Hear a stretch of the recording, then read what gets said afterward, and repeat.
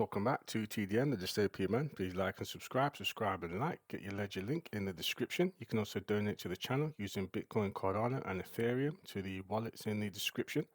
So let's get straight into it with news today. So as you can see, this is fresh news, hot off the presses. See, 10th for the first, it's 10th for the first, and it is 8:16 in the morning. So I am bringing you this early. So here, so it says Wealth Mentor agrees XRP can make all holders rich. Now, I always take this with a pinch of salt because let's say you have one XRP, yeah? Well, let's one XRP goes to like a few 100,000.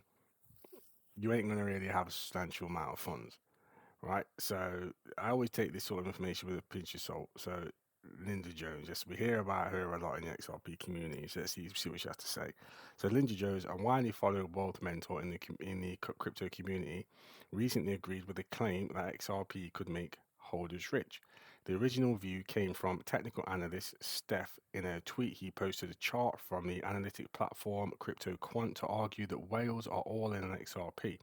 Accordingly, he declared that XRP holders are all going to be rich. Responding to the sentiment, Jones remarked, "Yep, giving a thumbs up to Steph's view. Recall that she recently expressed that XRP could be worth $100 per coin, netting current holders around 4,445% upside."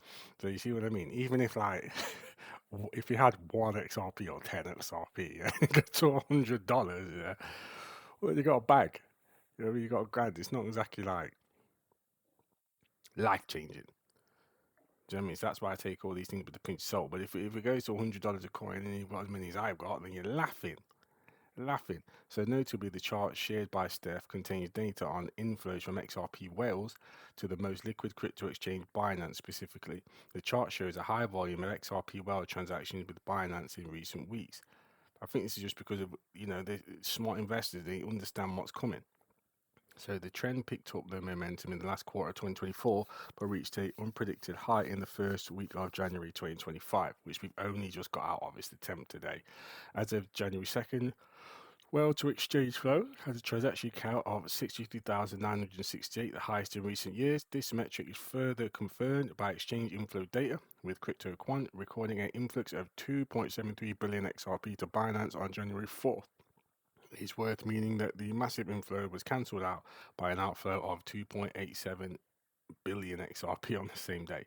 Meanwhile, yesterday, January 9th, the whale flows to Binance have cooled off, reporting a transaction count of only 3,305. In terms of XRP quantity, CryptoQuant reported only, cannot see that there, 134 million XRP inflow to the exchange on the 9th of January.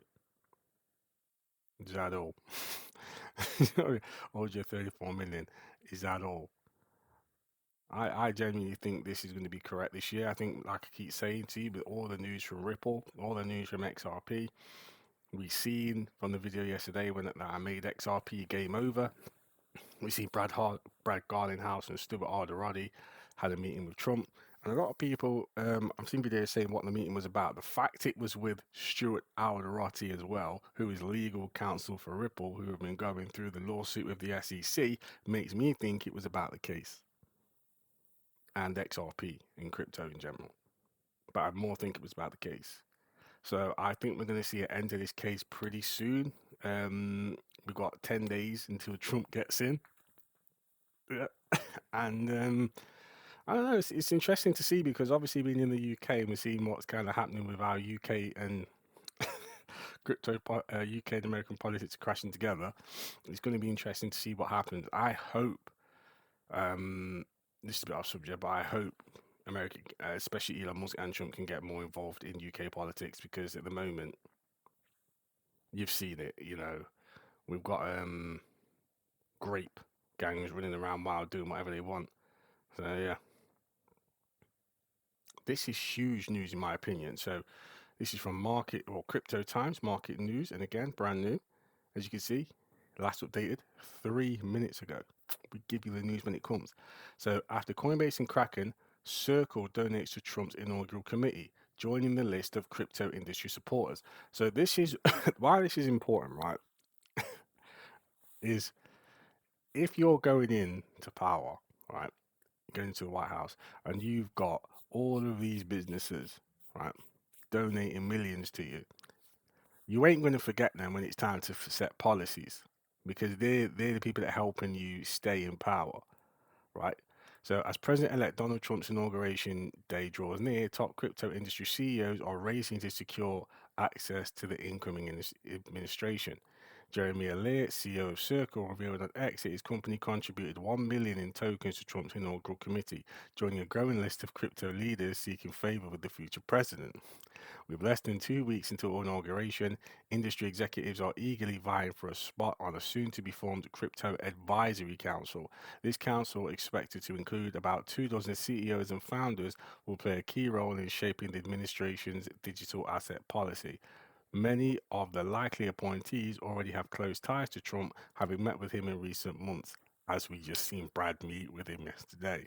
Crypto figures like Chris Marsalek, CEO of Crypto.com, and Brad Garlinghouse of Ripple have already met Trump to discuss the industry's future and regulatory issues. Major players like Coinbase, Kraken, and Ripple have also made significant donations to Trump inaugural fund, signaling their desire for influence. So you can see Ripple, the news with Ripple is just every single day. So on January 17th, the industry will host the inaugural crypto ball. Yo, in Washington, a high profile event to show support for the upcoming administration. Ticket prices are set at 2,500 with the backing from prominent crypto companies like Coinbase, Kraken, and MetaMask. Right? I'm not going to go into any more because I think it can the writing's on the wall with this one. Yeah, the writing's on the wall with this. Like you can clearly see, like 2,500 a ticket is only going to be the big wigs there. And like I say, when you pay to get into those places, then you've got the ear of the big wigs and the people who are going to be the ones that are determining the rules and determining if capital gains tax is even going to happen for cryptos in the future, if there's going to be a Bitcoin reserve. This is great news. This is great news. They're all because I remember not long back, they was upset with Chris Larson donating to Kamala Harris. It was obvious to me what they were doing, right? Ripple was that Brad goes for Trump, Chris goes for Kamala. That way, we have all bases covered. All bases covered, and it made complete sense to me. But you saw people getting political and getting upset with it, and I'm just like, no, dude, because we don't know what's going to happen. So cover your bases. What is it? Not planning at all is planning to fail. On to the next. So, Bitcoin supercycle incoming amid changing market conditions, according to Alex Kruger. But there's a catch. Let's get into it. So, economist and trader Alex Kruger is leaning bullish on Bitcoin, even as the flagship crypto asset hovers around 14% below the all-time high. Oh no! In a new episode of the Unchained podcast, Kruger says that Bitcoin has more upside potential and is not even remotely close to the cycle top. I believe the same. According to the economist and trader, the approval of spot Bitcoin exchange traded funds in January 2024 could result in the crypto king no longer following the usual 4-year cycles that revolve around the halving. I think that what happened I think that what happened is the introduction of the ETF and the flows, which are significant, that tie together and they make the correlation between risk and Bitcoin more sustainable. So that's why I'm not thinking about the cycle top. At the same time, market conditions for Bitcoin, they are changing because the impact of the halving is lesser and we now have ETFs. So I am on the super cycle side of things. Not to mention all the Bitcoin strategic reserves we've seen. So Kruger, however, says the super cycle doesn't mean that we go up only, of course. Everybody knows in the markets go like so. So it means that we have shorter corrections for as long as equities do well and the economy does well. That may not be the same, but they are usually the same. We have similar drawdowns that last for shorter periods of time. Let me read that bit.